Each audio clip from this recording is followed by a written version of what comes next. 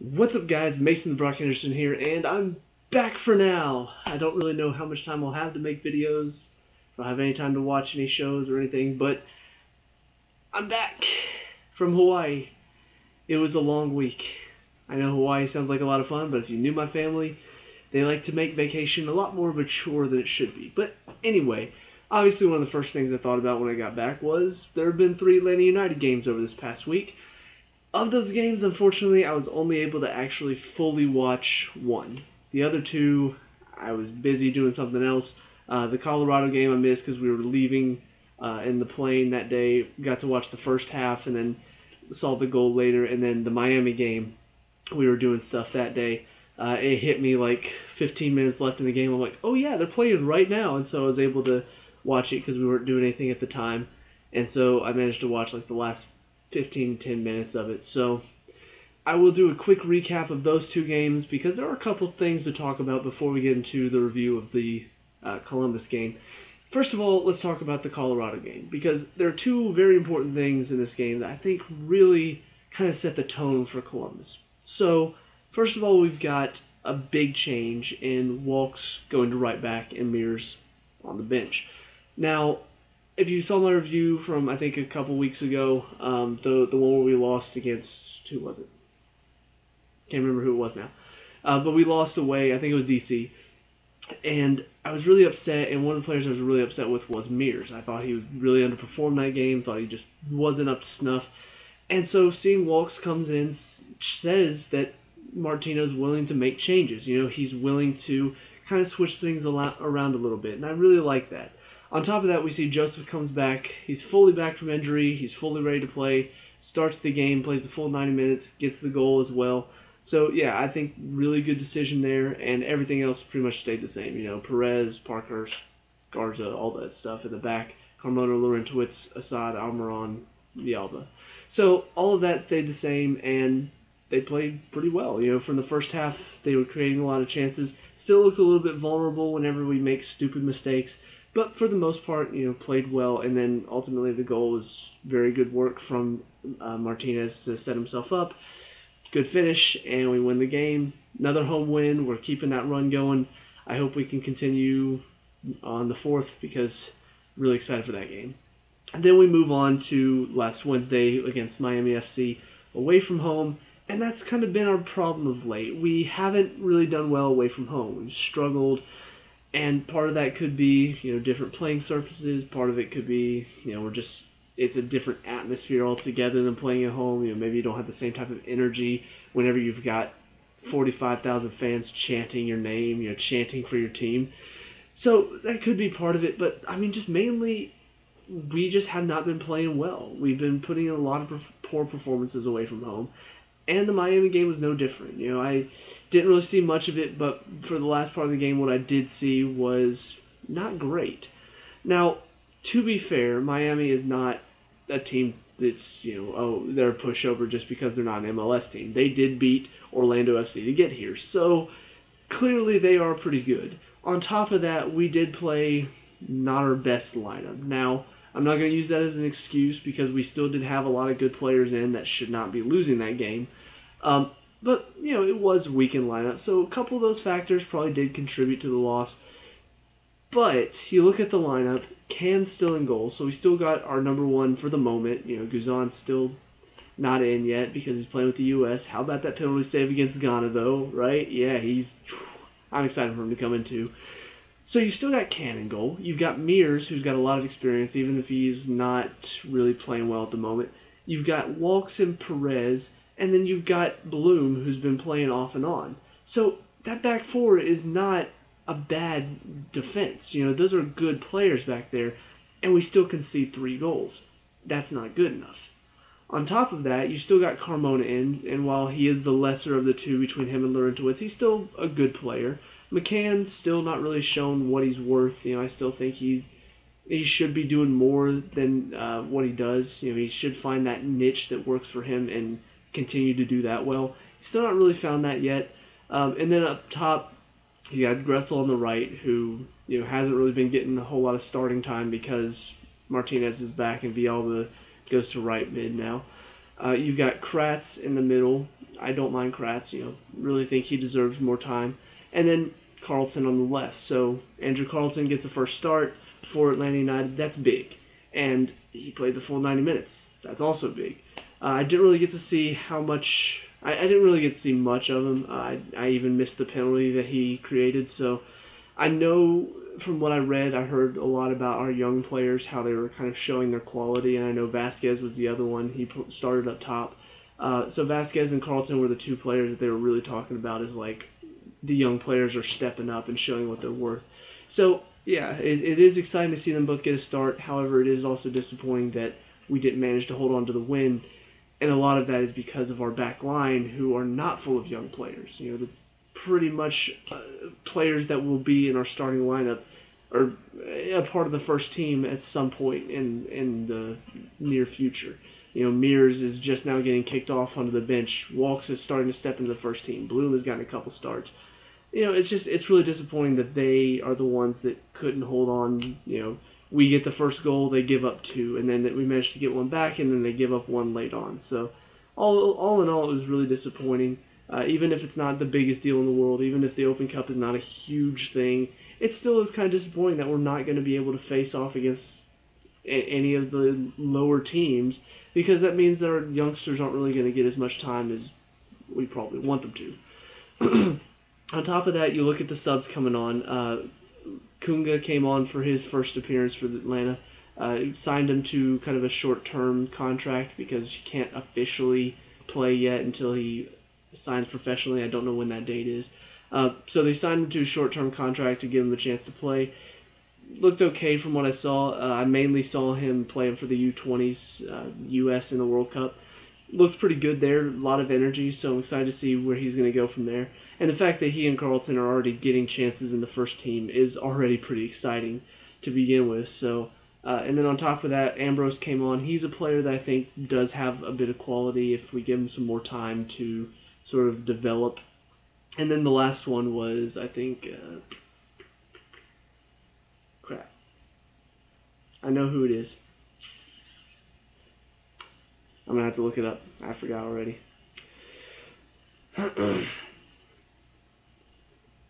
It was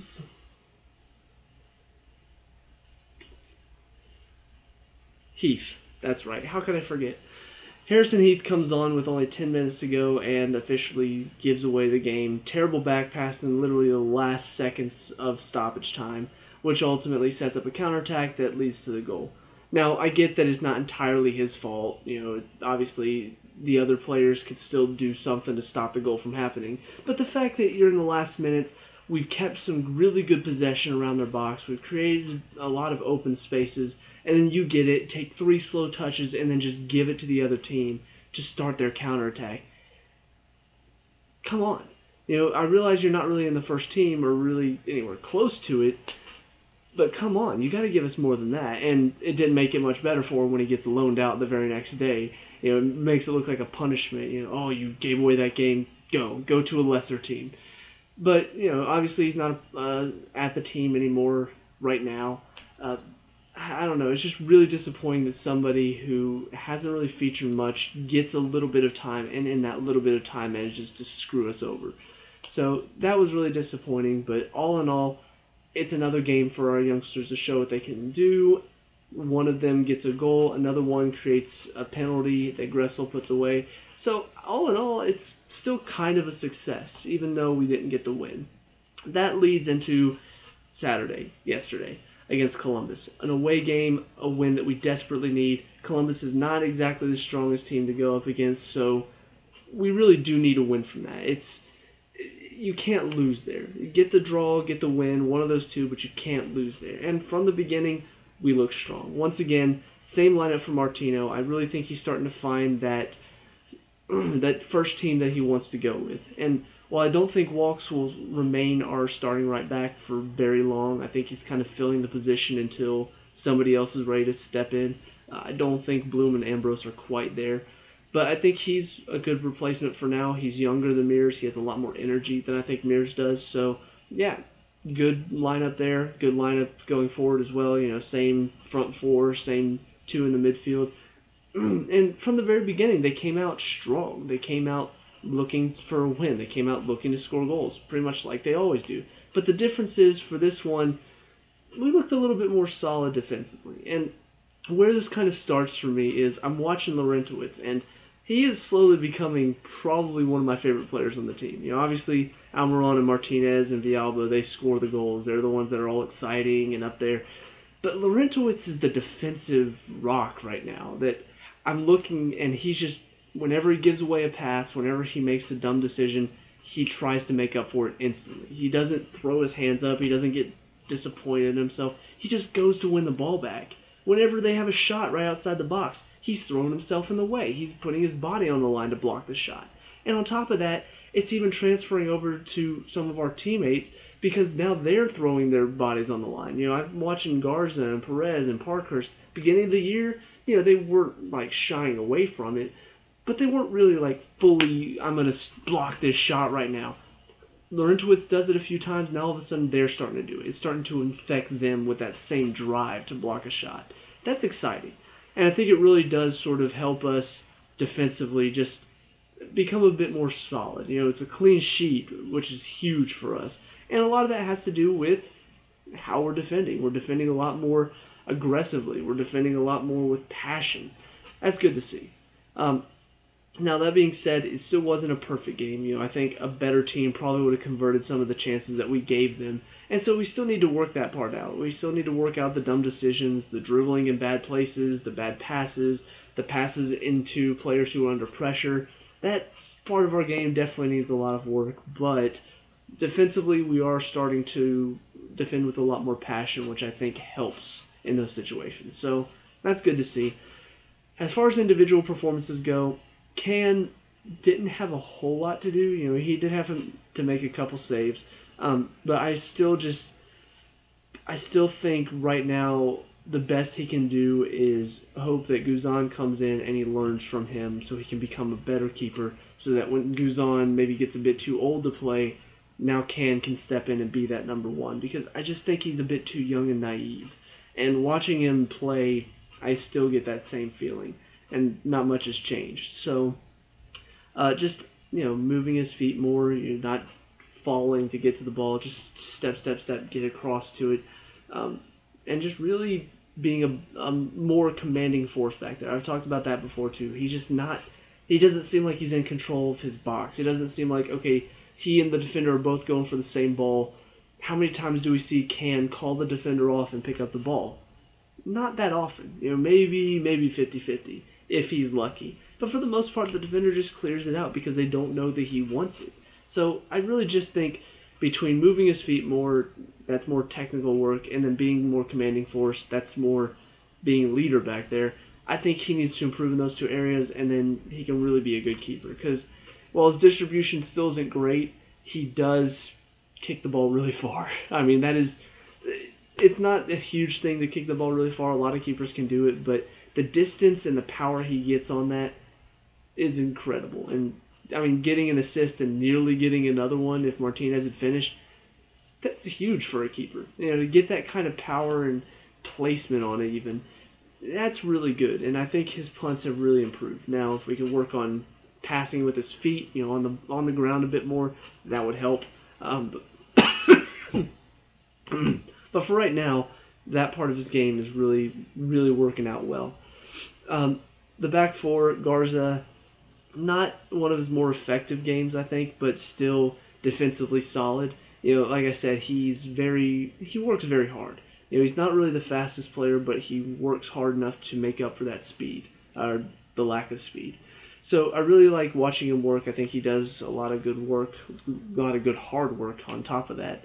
And he's a player that I think is very rare nowadays. That player that's not the quickest defender, not the quickest fullback, but still works hard enough to where he deserves that spot. He deserves to be number one because he does so much good work out there.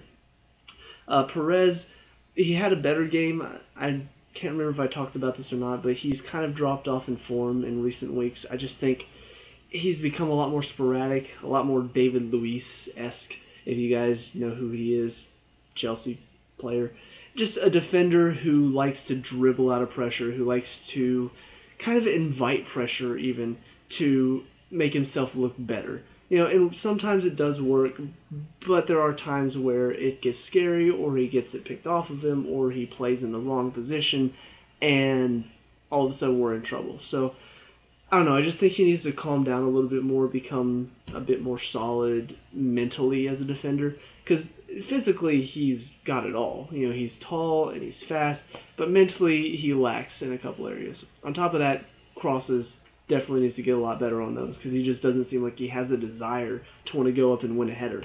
So those two things, fix that. I think he's a really, really, really good defender. Parkhurst is really starting to step up, though, where I've talked about, he needs to step up as a leader. He needs to start, leading by his actions, if nothing else. He's starting to do that.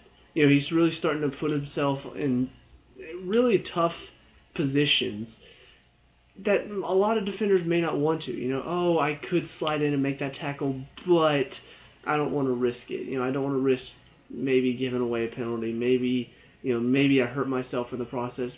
He doesn't care anymore. It's like just watching him go into tackle after tackle. He just wants to win the ball and keep every shot he can out of the net. And yeah, he does it. I mean, he's really stepped up in that aspect. And I do think Laurentowicz has sort of helped with that. Laurentowicz leading from the midfield almost with his actions has given Parkhurst almost a bit of confidence for him to lead from the back. So both of them working in tangent, I think, has really helped solidify the center of the field for us. And I mean, another clean sheet. That's great. We have not kept a lot of clean sheets. It's good to keep 2 in a row. Well, in the league. And then Walks on the right. Nothing special, but I think he's got a lot more energy than Mears does, and I think that's why he's going to keep him out of the team for a while. Now, what's going to happen, on Tuesday whenever he plays after having just played on Saturday, I don't know. I don't know if he has the energy to go 2 games in a row so close in succession. Honestly, it kind of makes me, and I'll talk about this a bit more in a second, but it's something for most of the players, like how many of them are going to be able to play 2 full games back to back like this? It's kind of a question, and I don't know. I'm hoping we see some interesting moves from Martina to sort of help cover for that.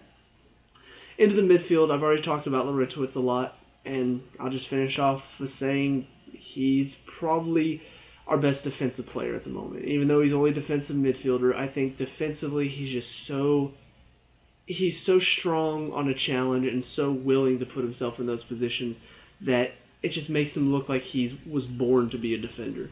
So, like I said, he tends to drop in between the 2 defenders and become sort of a third one. And I can see why. Defensively, you can definitely see why. Carmona, like I said, of the 2 midfielders, he's kind of the lesser. And I think a lot of that has to do with you expect him to be good defensively, or at least solid defensively. He's not, though. He slides into too many challenges, he gets beat, and it puts us in some dangerous situations. Whenever we're expecting, okay, Carmona's got him, he's going to hold him, and all of a sudden he goes diving in, and then all of a sudden he's beat. Now we're in trouble, because now that person's in space, and Carmona's behind him. So I just think he needs to work on the defensive side of his game, because everything else is okay. He dribbles pretty well, his passes are pretty good, but defensively he needs to be better, because we expect him to have that defensive side of his game if he's going to be one of those 2 midfielders. But all in all, he didn't really have a poor game against Columbus. It just wasn't good enough for that position. Assad on the left worked hard, but didn't really create much from it. He's starting to show that he's a little bit naive on the ball, and I don't know. It's kind of frustrating at times, but at the same time, he works so hard to win the ball back that it's hard for me to really be frustrated with him, because I see the hard work, I see the effort that he puts in. So whenever he's on the ball and then he dribbles out of pressure just to lose it in the next pressure, that is frustrating. But then he works hard to win the ball back, even though he just lost it. So I don't know. It's kind of a mixed bag for me. I see the good, but I also see the bad, and he needs to cut that bad out if he wants to go on to be an even better player. Almiron, not really one of his more, I guess, effective games overall. I think we've seen a lot more from him in previous games, but he's still a threat that has to be dealt with. If you don't deal with him, he's going to hurt you. And so I look at him almost like the Hazard of our team, once again, another Chelsea reference, but just a player who, if they don't pick him up, he's going to score or he's going to assist. That's it. So you have to put 2 or 3 players on him, because if you don't, he's going to hurt you. But in putting 2 or 3 players on him, that opens up space for players like Tito, who now score 2 goals because you're so busy putting your focus on Almiron and even to some extent Martinez. And so I think that's just where a player like Almiron, even if he's not creating, even if he's not, setting up goals or getting goals in a game, he's still drawing defenders near him, and that's opening up spaces for other players. So I just think having him out there is so important, even if he's not really doing anything himself, directly. So really, really good to see that we have a player like that. And then Villalba on the right side, and like I said, 2 goals for him, both good goals. The first one created from Can's punt. Martinez puts pressure on the defender, who misses it, and now Villalba's in behind. 1-on-1 with the keeper, little flick past him, really well done. Second goal, I do want to talk about this on the team aspect, because it was more than just what happened to create the goal, because it starts from, we have a free kick near our half. Ball is played into Carmona, who then lays it off for Almiron. He takes a touch, sees a side, make a run in behind, plays the pinpoint perfect ball in behind. It was beautiful. Like, as soon as he hit it, I'm like, that's an amazing pass. That is Cesc Fabregas-esque type of passing right there. Like, that's the type of stuff that I expect Fabregas to do for Chelsea. And Almiron just hits it. One touch, looks up, sees him, perfect. Little bit of dip on it even, to just bend it up over the defender, right into Assad's path. Now, Assad's touch wasn't great, takes him backwards instead of forward into goal, but he ends up working with Garza, lays it out wide to him, makes a run. Now he's out wide, nice little cross in. Martinez gets a header off the defender, bounces right to Tito, who then just volleys it, chest, then volleys it. Looks like he may have hurt himself.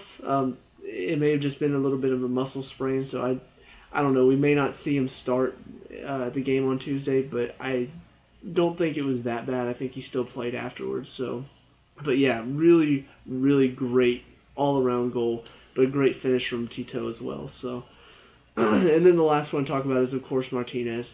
Now, first I want to talk about his little outburst after he came off. I don't think this is frustration from being taken off. I think it's more frustration because he wants to score. And I think I even read somewhere in an article that he's the type of player who he just wants to help the team, and I think he gets frustrated with himself whenever he doesn't. Whenever he doesn't get a goal, I think that is frustrating for him because he works so hard, and so when he's not able to finish, that chance that he had in the first half where he's 1-on-1 with the keeper off of Can's punt, really should have finished it, but completely mishits it, puts it wide. Chances like that, I think, really eat at him to the point where if he doesn't score later on, I think he does get really, really frustrated. So I'm worried that some people are going to see that and think, oh no, what if he's unsettled? What if he's not happy with being taken out? Is this going to cause friction? Is there going to be a fight now? What's going to happen next? I think this is mainly just a player frustrated with himself for not being able to get himself a goal, even with a couple of clear-cut opportunities that he had. That being said, his movement, just like Almiron, is still very dangerous and still causes the defense a lot of problems. So even if he doesn't get a goal, even if he doesn't get an assist, there's still just so much that he does off the ball that causes the defense to have to work so hard, and it tires him out. It opens up space for other players. So I hope it doesn't really get to him too much, not being able to score in this game, because I think overall what he does off the ball is just as important as getting himself a goal. Next up, the subs that came on. I'm having a difficult time remembering all of them because even though it was just yesterday, it feels like so long ago. Dang, I don't know what's going on. Something with my throat. Alright, so that's not going to help me.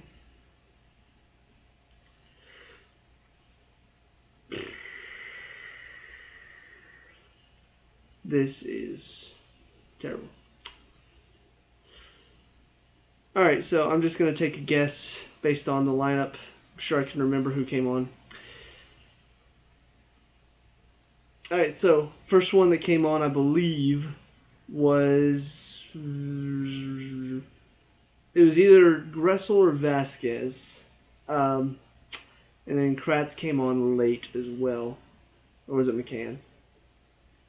I don't remember now, honestly. I'm sorry, guys. I know this is really terrible, but I do not remember the subs at all because at that point, like, the game was pretty much put to bed. And so all the subs that came on afterwards were just kind of like, okay, game's over. We're up 2-0. They haven't really had any good chances recently, so who really cares? I do remember Vasquez coming on for Martinez, and that's when he had his little blow up. I remember Gressel came on for Villalba. I want to say Kratz came on for Assad, but I'm not entirely sure.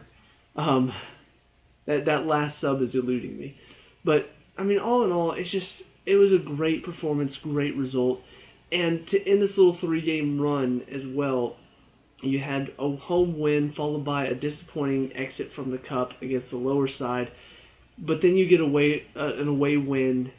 That's huge. With a clean sheet, there's nothing better. You know, away win with a clean sheet is incredible. And I think it just gives us so much momentum going forward. On top of that, some of the teams above us have, a couple of them dropped some points. So we just have a good chance now to really start to push up into that top 5 or 4 and really start to get up in there because, you know, we're still a game behind most of them. So we have a chance to pick up a couple points. On top of that, we've already played most of our away games this season. You know, I can't remember how many of our home games we still have yet to play, but we have like a stretch of 5 home games. That's huge for us. I mean, that is a great set of fixtures that we can get some good results on. So all in all, I mean, away win. On top of that, we're going back home on Tuesday on July the 4th against San Jose. Now, going into this game, obviously it's going to be a bit different because we are just coming off of another game. So there are going to be some players that probably are going to be fully fit, ready to go. There are probably going to be some changes. I expect probably Assad may not start, Villalba may not start, and defensively, probably the fullbacks. One of them or both of them may not start. So I expect to see Gressel and probably Kratz come on. Probably Mears gets back in, even though don't really want to see him back. And maybe Bloom gets a chance to start. Although I really like Ambrose to get a chance just once, just to see kind of what he's made of. He looks pretty solid, and on top of that, he's fairly young. So, all in all, I mean, it is a pretty good set of results there. You know, not the greatest. Still would have liked to win in the Open Cup. But, I mean, it's still 2 league wins in a row. We have a chance to make it 3 in a row because we've got the next one at home. Yeah, it's looking up for us right now. So those are my thoughts on the past few games. I do apologize for being gone for so long. I do apologize for not being able to give a full review on those 2 other games. But hopefully, now that I'm back home, I'm hoping that I just have free time to sort of catch up on my shows, to watch soccer freely, and not have to worry about, oh, I'm missing part of the game because I'm doing such and such. So, look forward to hopefully making more videos and making good videos. So, let me know what you guys think down in the comment section below. What were your thoughts on these past 3 games? Let me know. We can talk about and discuss all that good stuff. Leave a like and subscribe for future Atlanta United reviews. I'm way too tired for this. I'll see you guys in the next review. Peace out.